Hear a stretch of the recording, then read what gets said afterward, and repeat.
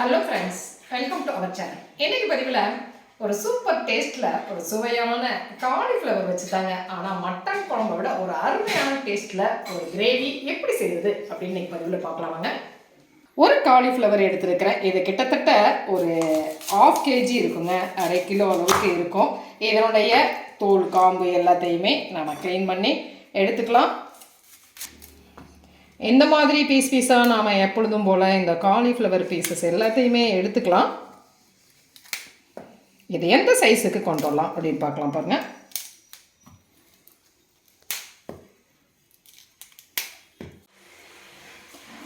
இந்த மாதிரி ஒரு சைஸில் இந்த காலிஃப்ளவர் எல்லாத்தையுமே நான் உதுத்து எடுத்துக்கிட்டேன். இது பாருங்கள், இந்த சைஸுக்கு இருக்குது இல்லையா.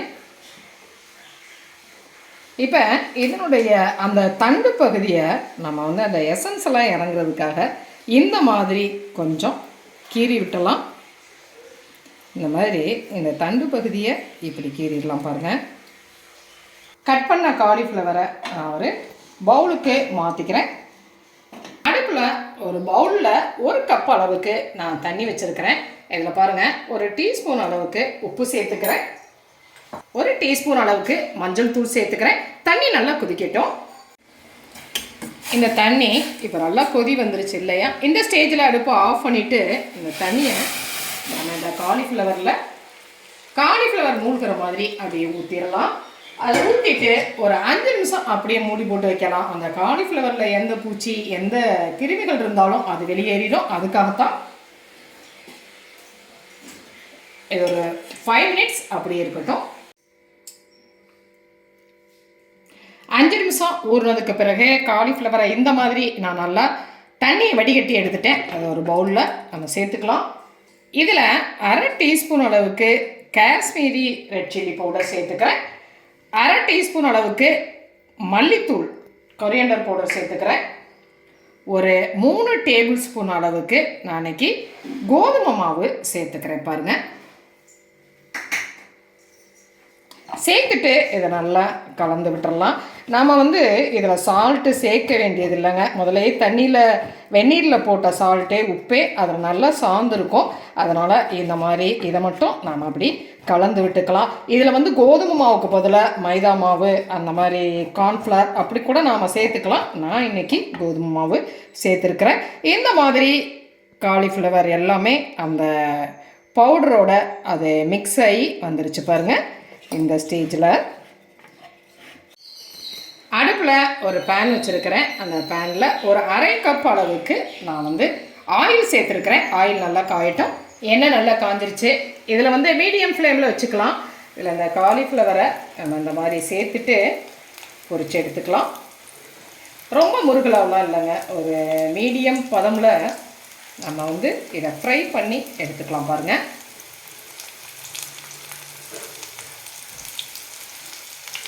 காலிஃப்ளவர் நல்லா ஃப்ரை ஆகிட்டு இருக்கு இல்லையா. ரொம்ப முருகலாக இல்லாதபடிக்கு அப்படியே கொஞ்சம் நம்ம பெரட்டி விட்டு அதை ஃப்ரை பண்ணி எடுத்துக்கலாம்.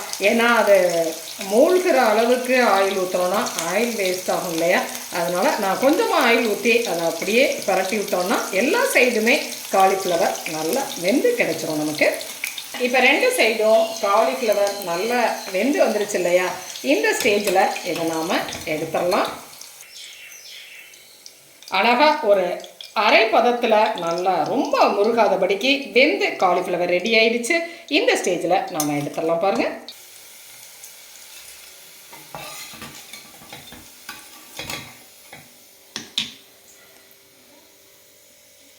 அதே ஆயில் காலிஃப்ளவர் அந்த பொரிச்ச ஆயில் தான் எடுத்திருக்கேன். 3 டேபிள் ஸ்பூன் அளவுக்கு இருக்குங்க. இதில் ஒரு பிரியாணியில் 1 துண்டு பட்டை, 2 ஏலக்காய், கிராம்பு வச்சுருக்கிறேன். அதை தாளிக்கிறதுக்கு சேர்த்துக்கலாம். வெங்காயம் 2 பெரிய வெங்காயம் பொடியை கட் பண்ணி வச்சுருக்கிறேன். இந்த வெங்காயத்தையும் இதில் சேர்த்துக்கலாம். வெங்காயம் நல்ல ஒரு பொன்னிறமாக வதங்கட்டும்.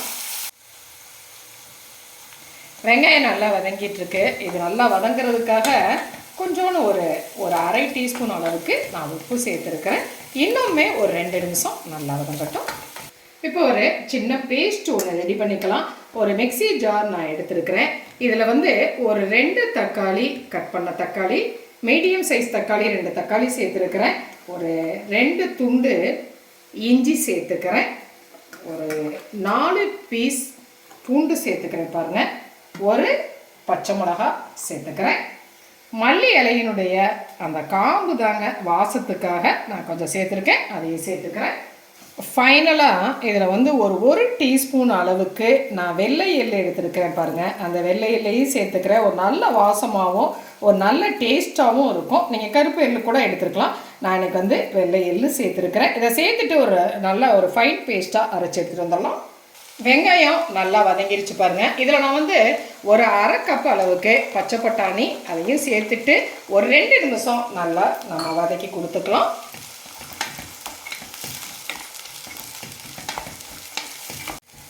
ஒரு 2 மினிட்ஸ் பட்டாணி நல்லா வதங்கிருச்சு. இந்த ஸ்டேஜில் நான் வந்து 1 டீஸ்பூன் அளவுக்கு காஷ்மீரி ரெட் சில்லி பவுடர் சேர்த்துக்கிறேன்.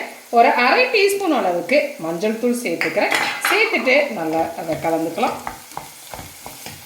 இப்போ இது ஒரு 2 நிமிஷம் நல்லா வதங்கட்டும். நல்லா வதங்கிடுச்சு இல்லையா?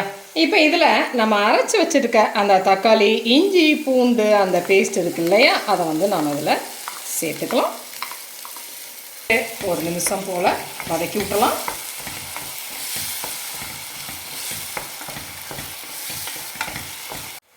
நல்லா வதங்கிடுச்சு இல்லையா? இதில் நான் வந்து 1 டீஸ்பூன் அளவுக்கு மல்லித்தூள் சேர்த்துக்கிறேன். தேவையான அளவு உப்பு சேர்த்துக்கிறேன். கல்லுப்பு தான் சேர்த்துருக்கிறேன்.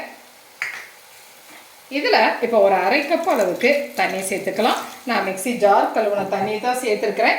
சேர்த்துட்டு நல்லா கலந்து விட்டுக்கலாம்.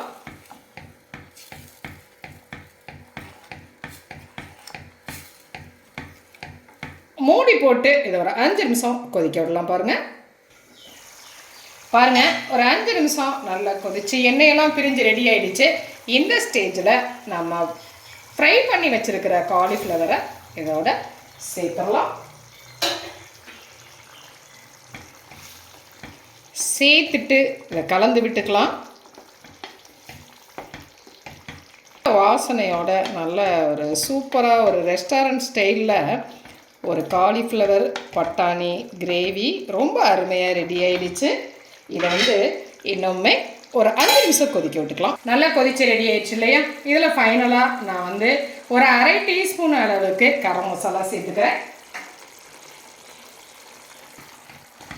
சேர்த்துட்டு நல்லா கலந்து விட்டுலாம். ஃபைனலாக இதில் நான் கட் பண்ணி வச்சுருக்கிற மல்லி இலை கொஞ்சமாக சேர்த்துக்கிறேன். கீரி வச்சுருக்கிற ஒரு பச்சை மிளகாய் சேர்த்துக்கிறேன்.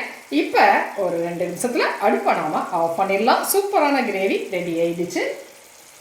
சுவையான அந்த காலிஃப்ளவர் பட்டாணி கிரேவி பாருங்கள், ரொம்ப சூப்பர் டேஸ்ட்டில் ஒரு ரெஸ்டாரண்ட் ஸ்டைலில் எல்லாத்துக்குமே இட்லி தோசை சாதம் சப்பாத்தி எல்லாத்துக்குமே பொருத்தமான ஒரு சூப்பர் சைட் டிஷ்ஷாக இருக்குங்க. குழந்தைங்கள்லேருந்து பெரியவங்க வரைக்கும் எல்லாருமே விரும்பி சாப்பிடுவாங்க. இது ரொம்ப ரொம்ப ஒரு டேஸ்டியான ஒரு கிரேவி.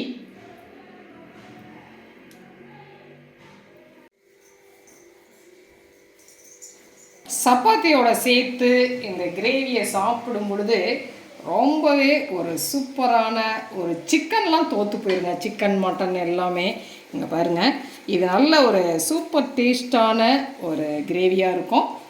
இது இந்த மாதிரி கிரேவியோட சேர்த்து சாப்பிடும்பொழுது எல்லாருக்குமே ரொம்ப பிடிக்கும். எல்லாருமே லைக் பண்ணி சாப்பிடுவாங்க. செஞ்சு பார்த்துட்டு உங்களுடைய கமெண்ட்டை சொல்லுங்கள். பாருங்கள், சூப்பர் டேஸ்ட்டில் அந்த சப்பாத்திக்கு ஒரு சைட் டிஷ்ஷாக இந்த காலிஃப்ளவர் பச்சை பட்டாணி கிரேவி வந்து ரெடி ஆகிடுச்சுங்க. இது ரொம்ப ரொம்ப டேஸ்ட்டாக இருக்கும். அதாவது இப்போ புரட்டாசி மாதம் நம்மளால் வந்து நான்வெஜ் செய்ய முடியாது அப்படின்னு நினச்சிங்கன்னா கூட நான்வெஜ்ஜையே அடித்து தூக்குற அளவுக்கு ஒரு அருமையான டேஸ்ட்டில் இந்த கிரேவி செய்யலாம். செஞ்சு பார்த்துட்டு உங்களுடைய கமெண்ட்டை சொல்லுங்கள். இந்த பதிவு உங்களுக்கு பிடிச்சிருந்துச்சு அப்படின்னா சப்ஸ்கிரைப் பண்ண மறக்காதீங்க. லைக் பண்ணுங்கள், கமெண்ட் பண்ணுங்கள், ஷேர் பண்ணுங்கள். மற்றும் ஒரு பதிவில் உங்களை மறுபடியும் சந்திக்கின்றேன். நன்றி.